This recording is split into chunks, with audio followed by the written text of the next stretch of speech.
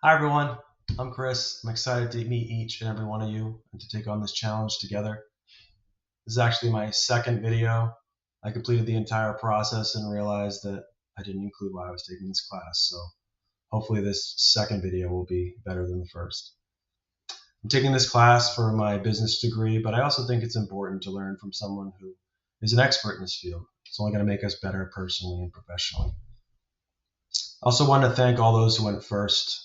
In my career, I've had the privilege of speaking at some conferences for work and other things, and I've gone first, I've gone middle, I've gone last, and first is usually the hardest. You're up there in front of everybody setting the tone, and it can be the most nerve-wracking. So thanks to everyone who broke the ice before me. Come to think of it, I mentioned that my name is Chris, but I don't remember the last time I was called Chris. Most people call me by a host of nicknames. I don't know why I have so many, but it is.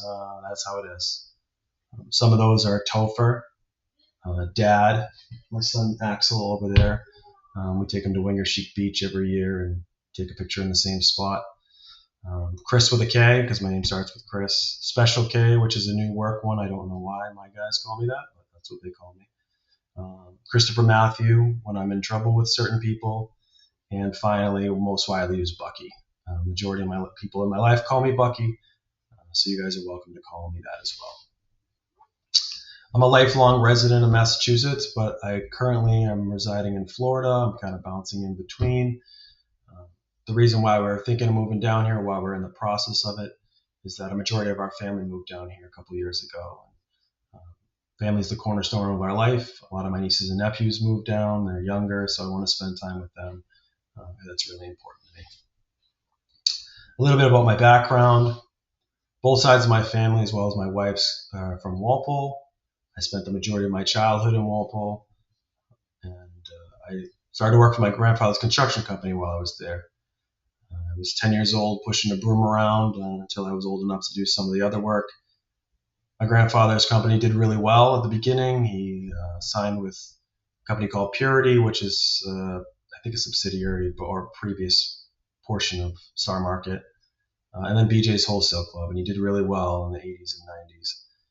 The problem was that he stuck all his eggs in one basket. 90% of his business was with BJ's, and one day a VP came along. He had his own company he liked, which is perfectly his right, but that kind of made the business go downhill from there.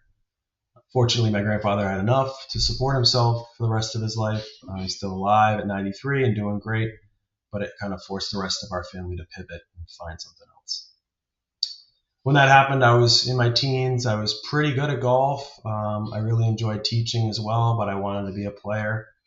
I was working actively towards that, playing 50 hours a week while homeschooling myself after my sophomore year. But during that time, I met a girl that I just couldn't let go. She was way out of my league, and I really, really cared for her. We ended up getting married, and we're still together 22 years later.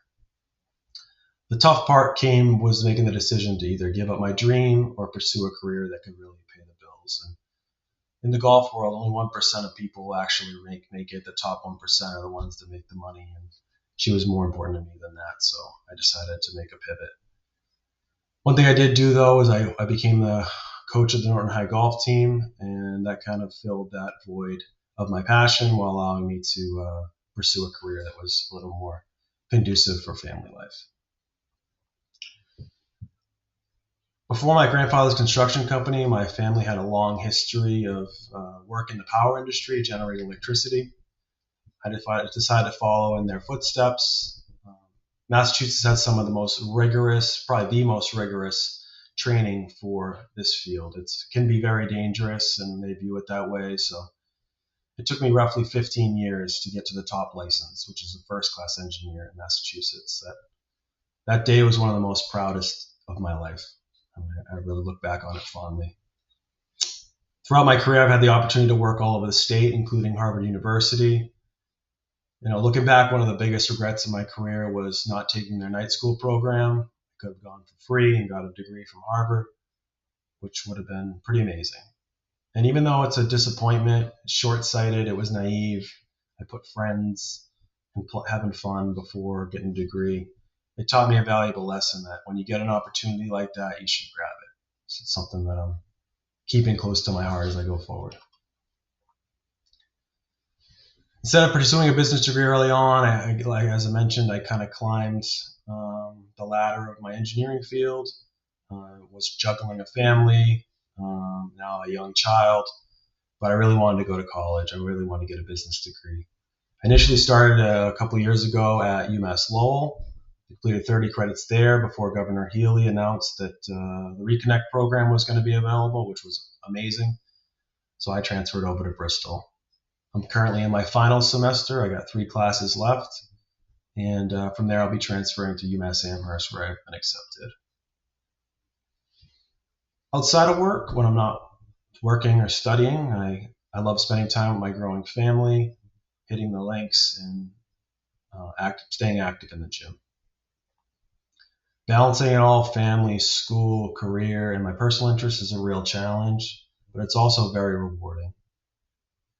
I once had a teacher tell me that the best time to take on something hard is when you're already busy. Your brain's already in that mode to get stuff done, and I've found that to be true. I look forward to working with each one of you this semester, and I wish you all the best of luck in all your journeys.